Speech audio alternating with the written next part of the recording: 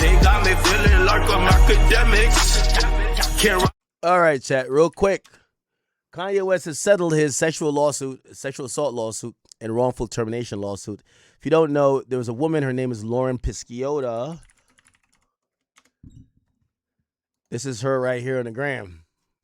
She was hired by Kanye to be an assistant, and for whatever reason, she thought, that Kanye hired her because she knows how to make phone calls, organize a schedule, and call him black trucks. Come on now, right? Anyway, she claims that Kanye West was really lustful after her, wanted her, and she said that she changed her life around and moved wherever because Kanye West offered her $4 million as a salary. Now, I want to make it very clear. If this doesn't sound like some batshit crazy shit already, she thought she was worth $4 million being the assistant for Kanye West. If you don't think that's Delulu, I don't know what to say. Anyway, after a much dragged out legal battle, and I think Kanye just had a different place in his life. Kanye actually settled this rather than going to court. Obviously, by the way, Kanye's name has came up in some, they do say Kanye is a little freak boy, so maybe for him it was worth not going to trial. But generally, I think a lot of people, Shannon Sharp also settled as well. I guess, do I think Kanye West did these things? Because he settled, I'm not going to say he did. It's not the best look that he settled, but I can't knock him if he settled. Why? Because it becomes a situation. Do you want all your business aired out in public court? Do you want to have to go through public court? You never know how it could go. And also, do you want this to continue a trend? Anyway, he's reached a settlement with his former assistant, Lauren Pisciotta, who accused him of sexually assaulting her, sex trafficking, and wrongful termination. The settlement was reached on July 23rd, according to court documents obtained by USA Today. She must now file a dismissal request within 45 days. The terms of the deal haven't been disclosed, and while addressing the statement, Pisciotta's attorney says the matter has been resolved.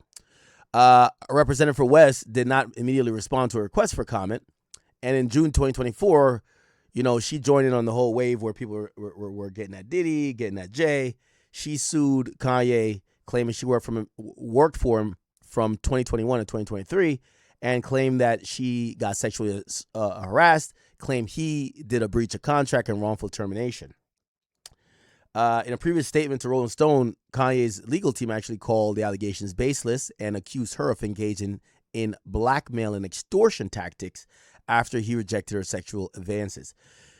She was terminated for being unqualified. She was demanded unreasonable sums of money, including a $4 million annual salary. Come on. And numerous documented incidents of her lascivious, unhinged conduct. Okay? That's what the publicist then added on. Over a year after the initial lawsuit, she filed an amended lawsuit. So she started off with wrongful termination, then she added the sexual stuff to spice it up. Kind of sounds like Lil Rod. Because at first his beef with Diddy was, I didn't get paid. Then he was like, Diddy, you try to fuck me, and I didn't get paid. Okay. Also known as Ye, she accused him of stalking, sexual battery, sex trafficking, and false imprisonment. Ye subjected her to obscene comments about her body, demanded where she wear tight, fitting clothes, groped her on a regular basis, forced her to watch Ye perform sexual acts with other women, sent her sexually explicit pictures and demanded she do the same, and repeatedly demanded that she join his sexual encounters, which she refused. Okay?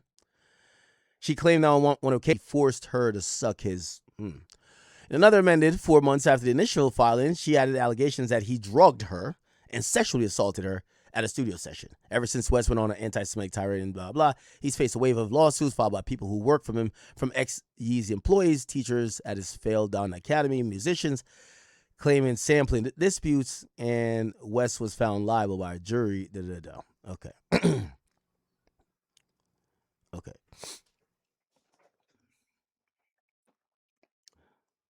All right. So Kanye has closed that chapter. And I do think this is probably, if you ask me, part of his rehabilitation where he's been really quiet. We haven't gotten his opinion on anything. He hasn't said anything controversial, anti-Semitic, or anything of the sort that could get him canceled. He's been on a run of just doing great shows and really trying to earn back the public trust and public love. So I could see why he doesn't want to go in court. I could see why he's like, you know what, I'm just gonna settle. He wants to kind of stay out of the headlines, and this was probably a move to stay out of the headlines more than it was him admitting that he was guilty of any of this. Okay. Nevertheless, she exists within an era of women who it was really the second wave of Me Too stuff, especially in hip hop. She exists, Cassie got 20 million. I'm pretty sure she got what she got. Shannon Sharp paid allegedly 20 million. And, a lot of women like in that 2024 era were just levying all type of claims against guys, mostly, obviously all on a civil level. So they weren't looking for anybody to go to jail. They were looking for some bread. It is what it is. Kanye clearly has it to pay. And I did see someone mention, they said Kanye is in a unique boat because if this was Jay who settled, he would be getting all type of fire for it and people would be roasting him.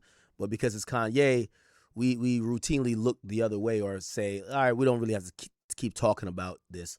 It's just over, right? And that's true to a certain extent. I think because people think there's more nefarious things going on with Jay than Ye, if you ask me. Okay, good.